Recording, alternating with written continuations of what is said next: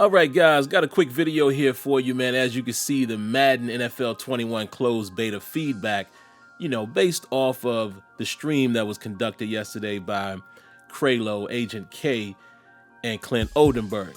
Before we dive into it, guys, don't forget, if you haven't already, make sure you subscribe to the channel, cut on your notifications, and hit that like button.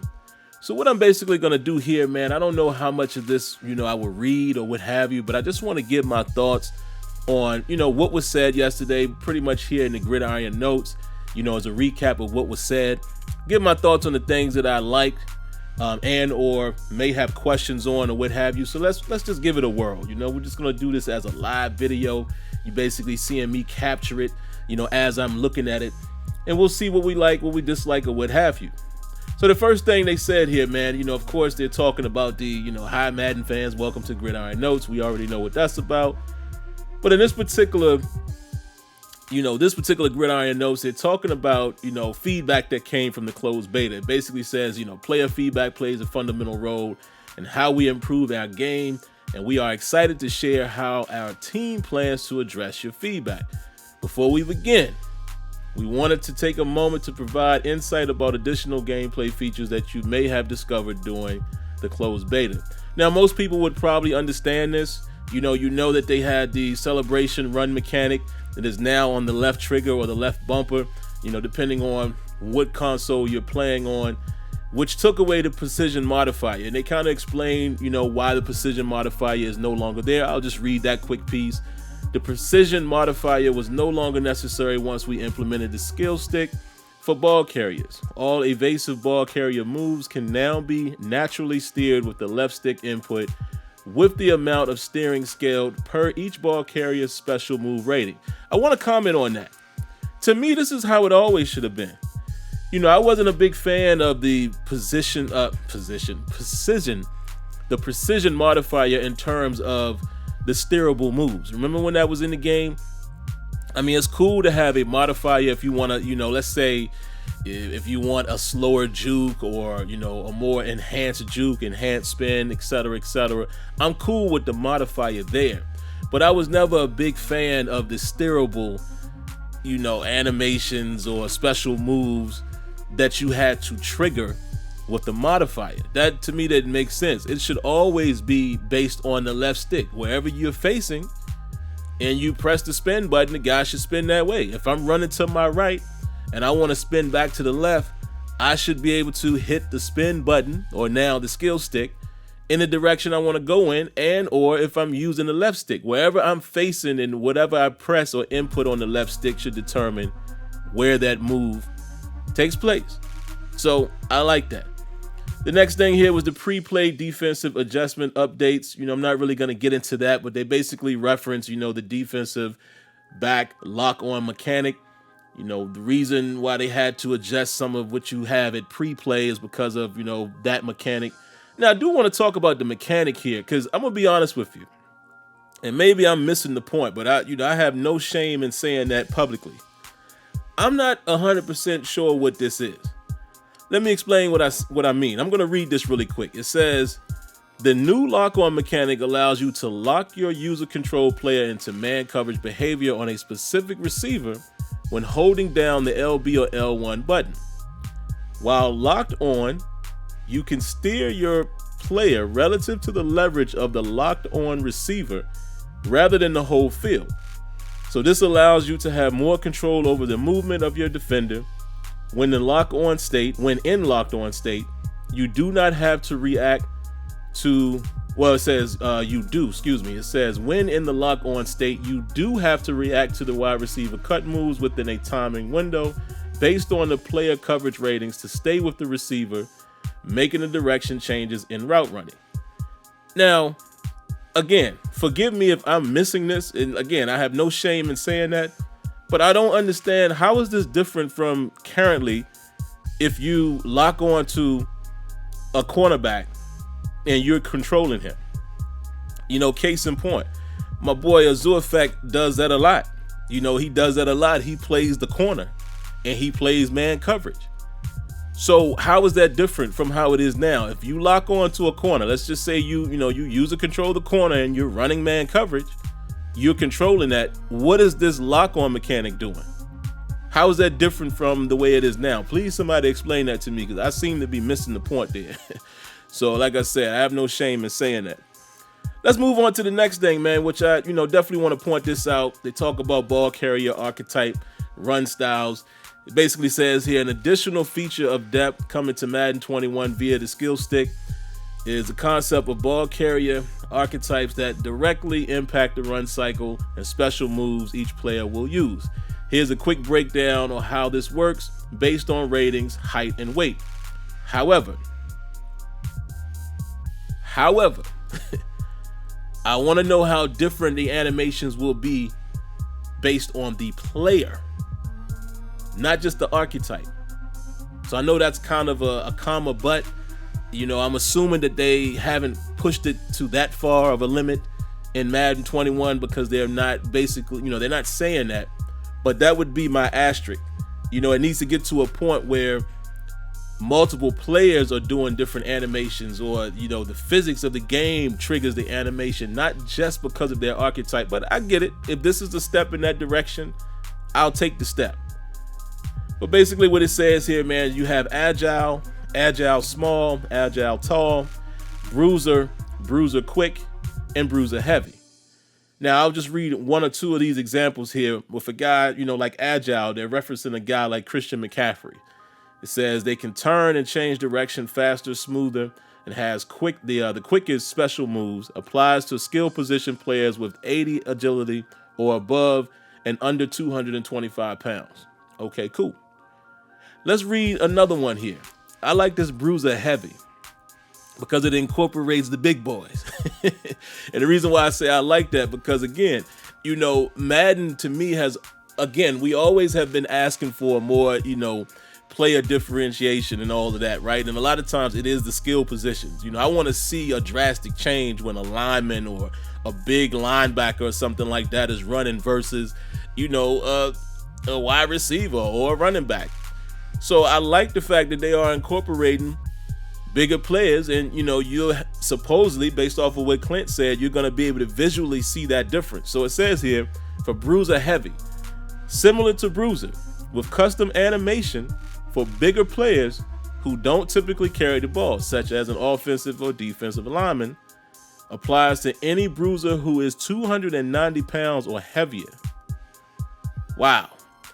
So what I want to see here, guys, and let's throw it back, to you Steelers fans. Let's think about somebody like Casey Hampton. Let's think about a guy like that. I want to be able to see what he looks like running, because he's plus 290 pounds. So that would be cool, man. If it's going to play out like that, like I said, this seems like they're moving a step closer to really showing different animations and run cycles.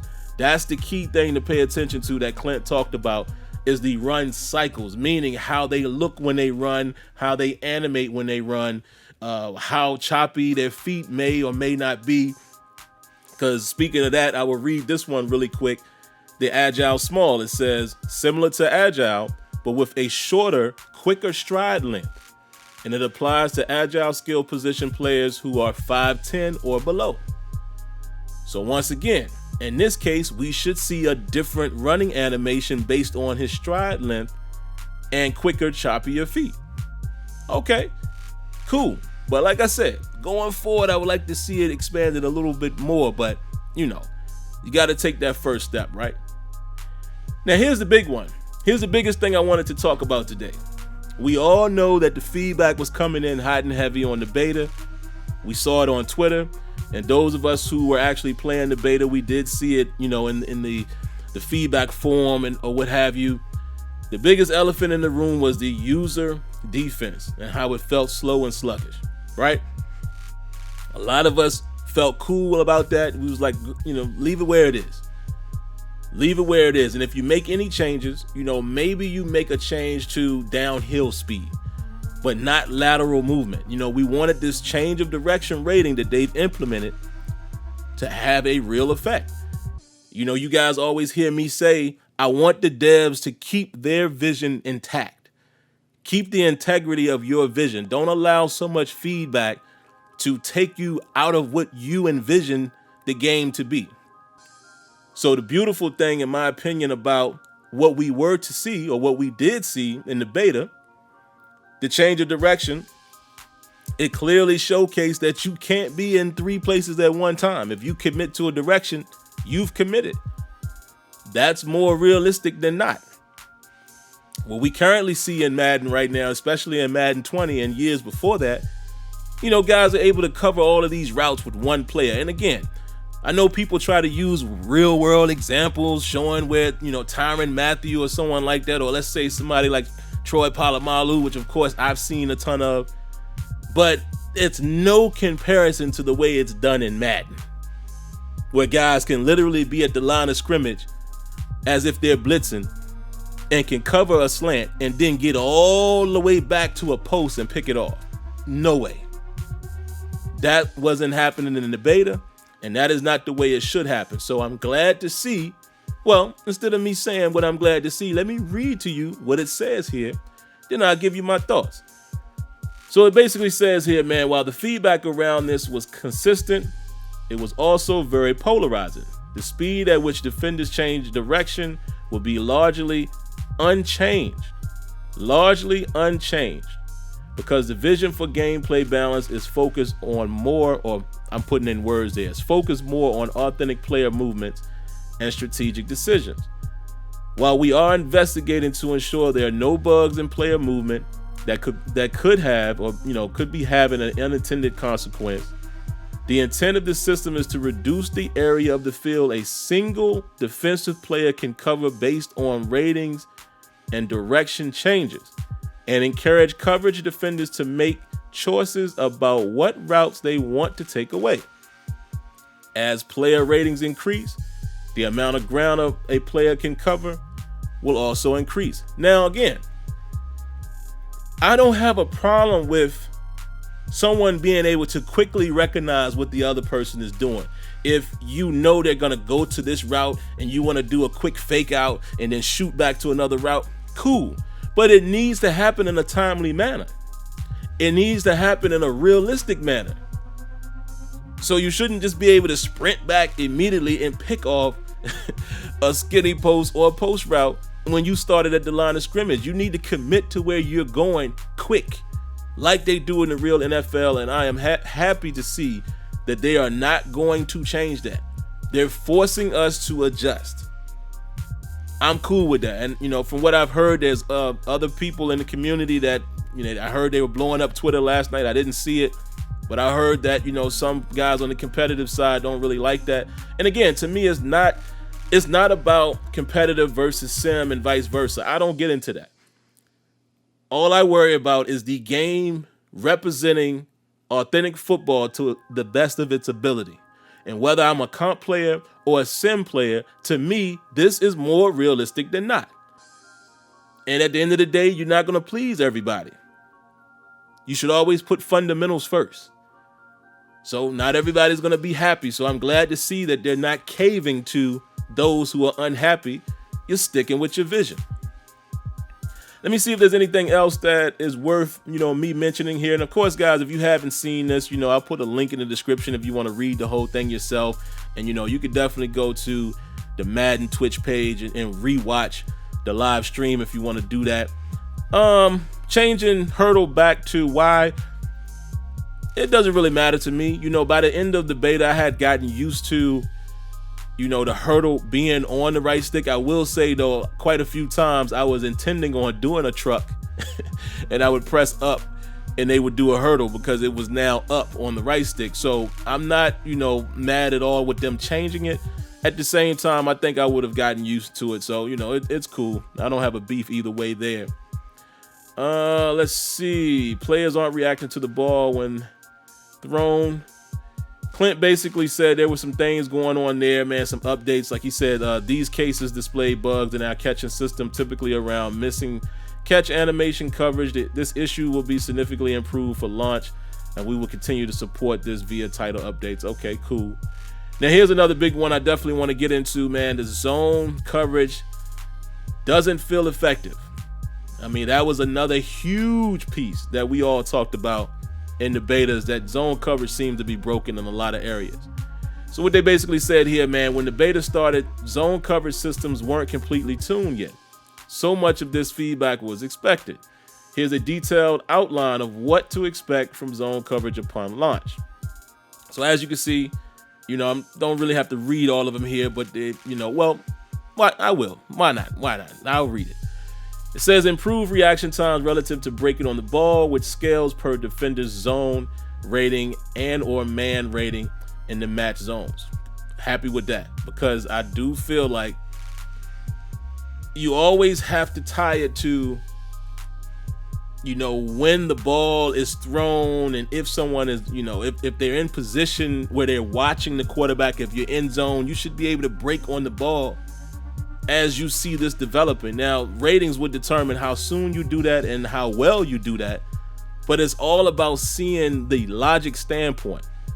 What was this guy thinking? So here we go. The very next line. Added logic to modify break on the ball reactions based on facing the direction of the defender.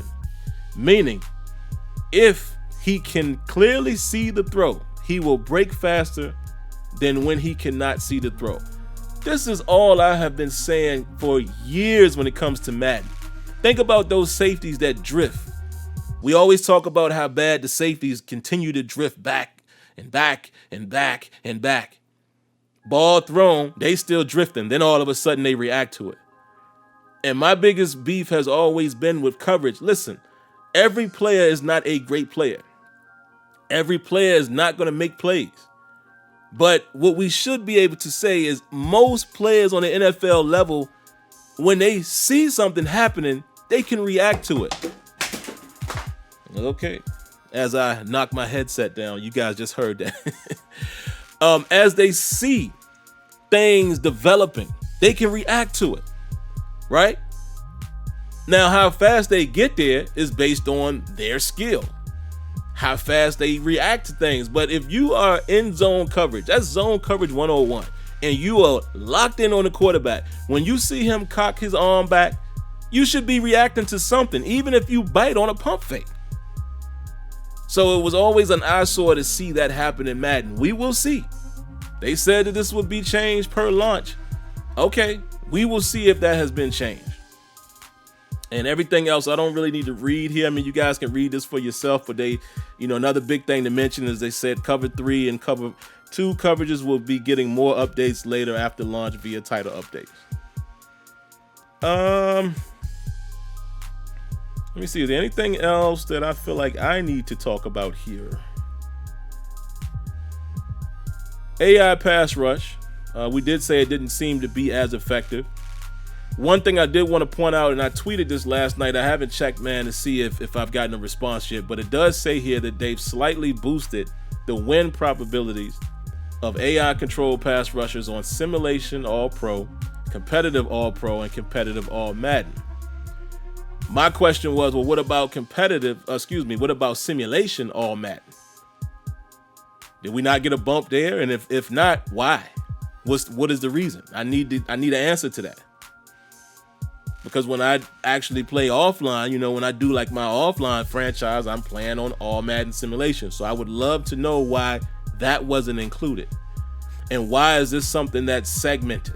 Shouldn't it just be all inclusive for all levels or what have you? And I mean, if you want it to be at the higher level, like all pro and all Madden, great. But it should be at all gameplay styles. Not arcade, but you guys know what I'm saying. It should be all pro and all Madden. Simulation or competitive should have gotten this boost. Let's see what else. They did say here, to balance the tuning, we've also added in logic for pass block double teams to fully utilize the blocker resistance system. This means that when rushing against double teams, any memory built up against the rusher to that point in the game will count towards the rusher for both blockers in the double team, making it harder to beat double teams. Okay, I ain't mad at that.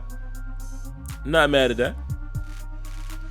Let's see, is there anything else that's worth me mentioning? Film study. I didn't have a big beef with that. I mean, I understand what they were going for, but apparently they're not going to have it at launch, but it may return, later in the cycle after they tweak it. But basically, this was what allowed, the ability where for very smart guys, I guess, whoever would have this ability, they had the ability to see the play art, after you've run a play a certain amount of times, or, if this play has been called back to back or what have you. I can't remember the full details. And some people didn't like that.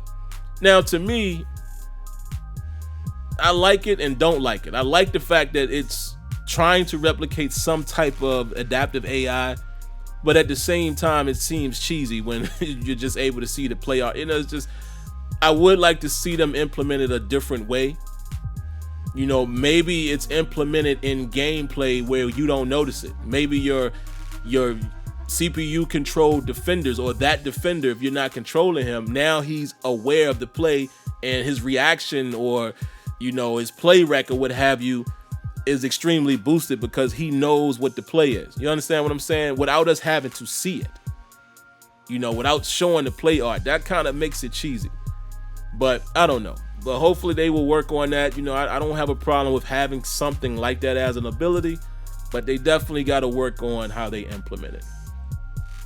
But all right, man, that's all I got, man. I didn't realize I was going to go so long here, already over 21 minutes, but that's about all I got, man. I just wanted to give my thoughts on, what is being said. And of course, it's still TBD. We have to see how this is going to play out in the real launch title of Madden 21 here on the current gen. And of course, y'all already know how I feel about next level. My expectations are completely different there. All right, but outside of that, that's all I got for this video. If you haven't already, again, make sure you subscribe to the channel, cut on your notifications, hit that like button, and we'll catch you in the next one. Peace.